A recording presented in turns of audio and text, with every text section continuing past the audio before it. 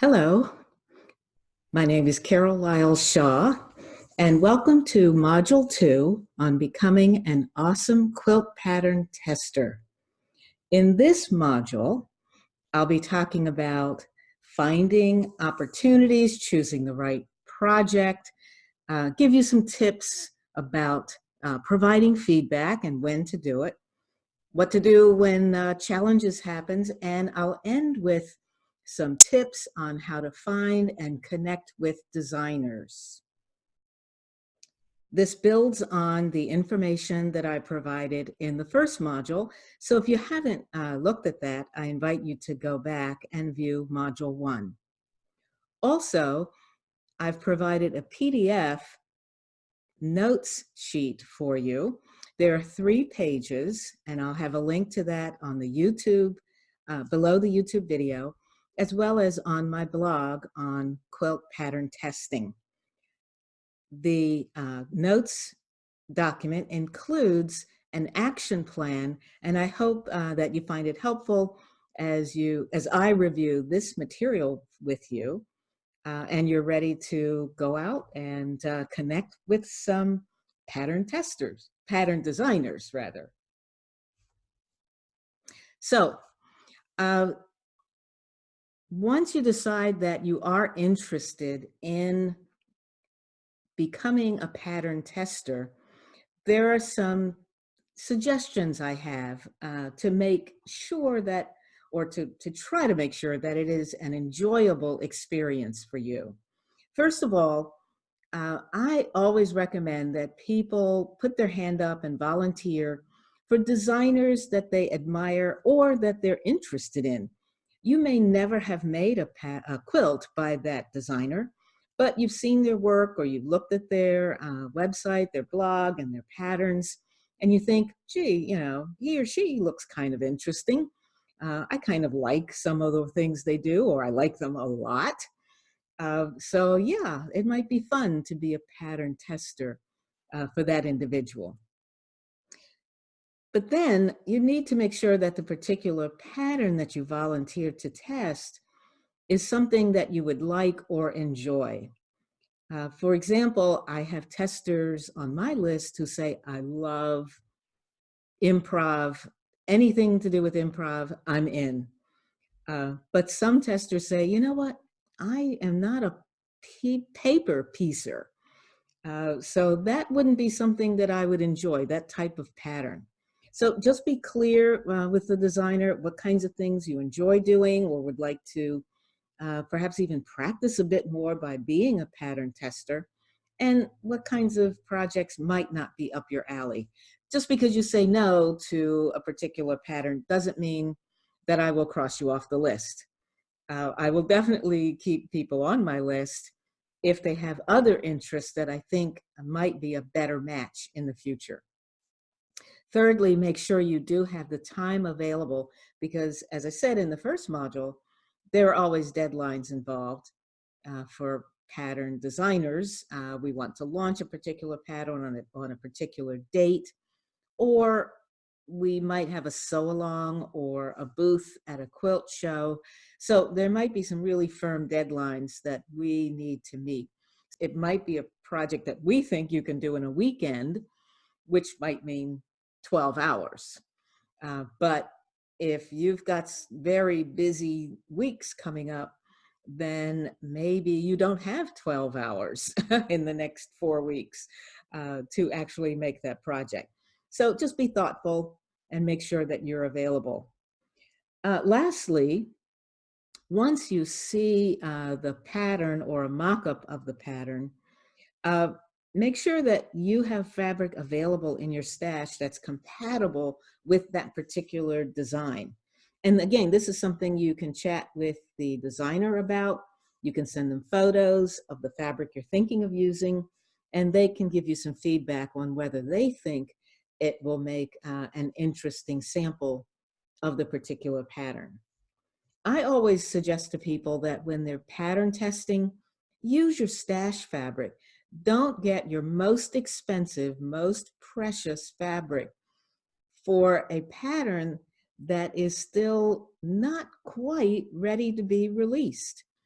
We hope that the patterns we send to our testers have no errors, that all the math is done correctly, but that's why we test them, to make sure that that's the case. And I would hate to think that someone gets 3/4 of the way through a project using very precious fabric and discover that, there's something in the pattern that will cause them a problem, or they might not have enough fabric to finish it. That would be awful. So use stash fabric, not your most precious, but something that you will enjoy working with. Here's a bit about feedback. First of all, make sure that you're prepared to give us feedback that is direct and clear. We need to know what is right about a pattern, but also what's wrong about it, what's confusing, what might be missing. You will not hurt our feelings. We're not fragile people. If we're making patterns and putting them out there, we're pretty tough cookies. So we need you to be honest with us. Being too nice with us isn't going to be that helpful. So be honest, be direct, be clear, and be helpful. I'll say a bit about that on the next slide. Also, of course, we need it in writing, in an email, or some designers will provide a specific form for you to fill in. Others have just a set of questions, and others are less organized and say, just tell us what you think. Lastly, make sure that you give us the feedback on time. Completing the sample quilt and sending us photographs is great, but if we don't have your feedback on time so that we can make any additions or clarifications on the pattern, we need your feedback in time for us to do that last bit of work and get the pattern design finished, so that the document is crisp and clear and nicely laid out. Some examples of feedback. Some things that are nice to hear are on the left, like, oh, I really like this pattern. The instructions were good. It's good for all levels of quilters. I mean, that's a nice place to start with your feedback. More helpful, though, is if you can dig a little deeper and say the instructions not just were good, but they were clear, especially in part 2, because I knew exactly how to trim the blocks or whatever that part 2 was about. Let us know what was really helpful. That is helpful to us when we write other patterns in the future. Let us know if there's something missing, like in that second bullet point. There seems to be a step missing. And what did that missing step, what was the impact on you of that missing step? And here the person said, I was uncertain when or how to trim up the blocks. So again, the more specific you can be, the better the correction or addition or clarification we can write. And lastly, saying something like beginner quilters will find a particular section helpful, but then tell us why or how it would be helpful to a beginner quilter. Or advanced quilters would really like your instructions on alternative ways to improvise on the layout because, or I used those instructions and it was helpful to me because. So if you can finish and make that sentence a little longer, it's really helpful. Most feedback is in writing. Occasionally I'll have a voice-to-voice conversation or FaceTime conversation with a tester, because occasionally you might have a thought, but you're not really quite sure how to express it. And a 5-minute phone call with you or 10-minute phone call will be even more helpful to me as the designer than if you struggle over exactly how to word something. If you're having trouble wording it, put a note about that and say, I'm not quite sure how to tell you why this was unclear for me, if you're available for a call, or just record a voice memo. Sometimes that's helpful. And just email us the voice memo. Technology, I love it. So when do you give the feedback?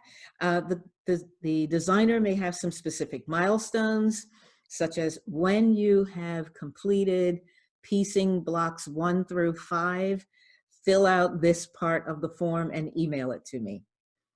So they might have some milestones at different points. But if there are no milestones and we just want the feedback at the end of the project, but in the middle of making the project, you might have a question. So the best thing I suggest is that you stop at that point, email us your question and say, I'm at this point, I've completed this. Here's my question relating to page 4 in the second column, and what your question is or what you need help with. That lets us know that, obviously we need to be clearer about something. We may have left out a particular tip that would be helpful. And we wouldn't want you to kind of figure it out, try to figure it out on your own, maybe not complete it in the way we had intended. And you get to the end of the project and the blocks don't fit together or whatever, it doesn't look like the layout. It's better if you stop, pause, email us. We're usually available, pretty much within 24 hours to answer tester questions. Or have a quick phone call or a video call with you. Occasionally, a tester will have some afterthoughts. They completed the project, they emailed me the photo, they sent me the feedback, it's all wrapped up. But then 3 days after doing that, they think, I should have told Carol about XYZ. Send it on, because we may not have completed the pattern, we may not have launched it yet. And even if we can't put that suggestion you have in the pattern, maybe we put it on a tutorial that we plan to make to go with that pattern. So afterthoughts are always helpful. You may take your quilt to your guild show and tell and get a couple of comments or questions from your friends, and you think, I need to pass that on to that designer because that might be helpful to them. So what if something happens? There's a challenge. You don't like the project. You get halfway into it and you think, I really don't have the energy or interest to finish this. Let the designer know as soon as possible if you need to drop out. Maybe you overestimated how skilled you were. I'm not very good at highly precision piecing, matching lots and lots of points and tips. That's just not my thing. I can do it, but if I were testing a pattern that I realized needed a lot of that work, after about 2 blocks, I'd probably say, this isn't the project for me. Let us know early. We might have a person who could replace you, and that doesn't mean we'll never use you again. As long as you're honest and direct, chances are we'll try to understand. We try to be empathetic, and we may find a pattern that's more compatible with your interests and use you in the future. If you find an error, stop immediately, let us know. Or you think it's an error, stop and let us know. Don't wait, try to struggle through. Let us know immediately, because if there's a math error or we left off a number, we'd want to let the other pattern testers know right away as well. Because usually you're one of a group. It may be 2 or 3 testers, it may be 5 or 6, and usually working about the same time. If you get anxious about the quality of your work, let us know that too. It could be that there's a tip we can give you, or if you send us a photo and say, I'm not sure these, my lines are straight enough and lining up the rows of fabric or whatever it might be, send us a picture and we may say, what, that looks fine on the photo. We think it's good enough because it's a pattern test. You're not making a quilt that you're going to necessarily enter into a show for prizes and stuff. If you don't understand the instructions, you just are confused, stop, communicate, send us the email, leave us a voicemail. And then lastly, life happens. You may find out that your daughter's baby is coming a month early and you need to be there with your daughter and son-in-law. You go do that and let us know and say, I won't be able to finish on the deadline. We may say, fine, finish when you get back, and we may use your quilt in a later round of blog posts about that pattern, for example. So there are lots of possibilities as long as we communicate with each other. Communicate, communicate, communicate. And for those of you who don't recognize that photo in the bottom right, that's an old-timey telephone. So how do you find testing opportunities? First of all, if you've got favorite designers that you follow on social media, that you've met at a quilt show, maybe they taught at your guild, ask them, send an email, connect with them like on Instagram. People will direct message me occasionally, or they'll contact me through my blog and say, I met you, so-and-so. Here's a picture of the quilt I made. You probably remember me. I'd love to be one of your testers. I usually remember if you show me the quilt top you were working on, or if you send me a photo. I usually remember people, at least for a year or two, even if it's been a while. Just reach out and connect. Some designers will post announcements on their social media. I occasionally do that. Some do not send out announcements, but if you inquire, they'll reply and say, yep, I'm accepting new testers. I'll put you on my list. And then they'll have an email list or newsletter list just for their testers. Also, ask around your guild, your friends on Instagram or in Facebook groups. There may be people that other people know who are actually looking for testers for a particular type of pattern. But I want to say one last thing. Some designers don't use testers. They use no testers or only selected testers. That is, they have a small group of people that they've worked with for the past year or 2 years on perhaps a pattern series. And so they may not have a list that they're opening up at that time. So please don't be discouraged if a designer says, no thanks, or not now. Contact me in 2021 if you're still interested. They're not trying to just brush you off. They really may not have a need, and they don't want to have 50 people on a tester list when they know they're only going to use 5 to 10 people a year. We try to be fair to you as a tester as well. The key, though, to building a relationship with a designer and enhancing the possibility that they will say yes, or it's a possibility if they're recruiting testers, is if you interact with us in our world, on our newsletters, on our blogs, Facebook, Instagram. I don't do Pinterest, but some designers do. But interact with us.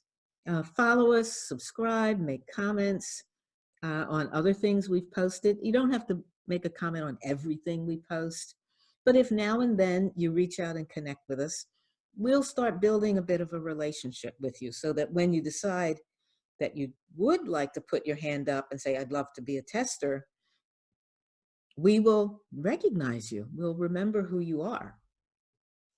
When you're commenting, if you ask us questions about what we're doing or what we've posted, that's really awesome.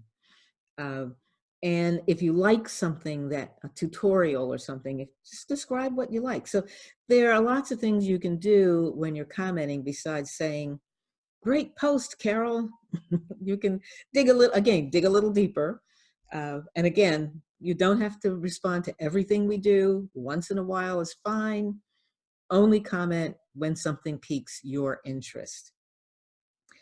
Another great way to connect with us is if you buy one of our other patterns and you make a version of that quilt, post it on social media and tag us or email us with a link to your post so we can see what work you're doing.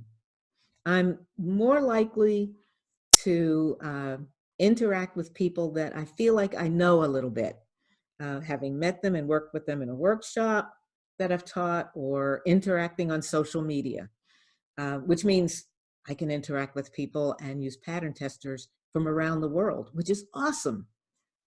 Because actually having people test my pattern for whom, particularly for whom English is not their first language, really lets me know that I'm writing clearly. Because if people are translating it into their language and it still makes sense, then I know I've hit it. I'm on target. So I love having a diverse group of testers, skill levels, backgrounds, interests. I love it all. So to sum it up, becoming an autumn pattern tester, which is you, uh, is about building a partnership with your designer friends by giving us honest, helpful feedback, by being timely, both with completing the project and giving us the feedback, uh, being thoughtful and helpful, as well as being a bit critical. Give us critique, not in terms of attacking, of course, but I mean, thinking critically. This made sense to me, but when I was a new quilter, this part of the pattern would have been hard for me to understand. That's great. Do your quality work, but it doesn't have to be perfect. At least not for my designs. There's usually a little bit of wiggle room in most, but not all of my designs. I do have a couple of paper pieced patterns that end up being perfect because paper piecing gives you that result. But you don't have to be, a quilter with 20 years experience, having won 5 ribbons and shows and all that sort of wonderful stuff. You don't have to be that quilter. You can be the confident beginner, or maybe a traditional quilter, in my case, who's moving into modern quilting, so you don't know a lot about it. Being a pattern tester would be a great way to find out. Lastly, if you decide to be a pattern tester, have fun. If you're not having fun, that's not part of our partnership. My partnership with you is I give you a chance to play with a new idea I'm putting out there, a new pattern. I give you an opportunity to have some fun and discover some ways of working with your fabric that might be a little bit different or new for you. So I want you to have as much fun making your version of my quilt as I did making the original pattern. So with that, thank you so much. I appreciate your looking at Module 2 and hopefully also Module 1. And good luck with connecting with pattern designers. And on my blog, I will usually post a note if I'm looking for designers, or if I'm not, I usually will update the awesome pattern tester post with that information. But you can always contact me by email and I can let you know if I'm looking for more testers or not. All right, thank you so much. And see you on the internet. Happy testing and happy quilting. Bye-bye, everybody. Bye-bye.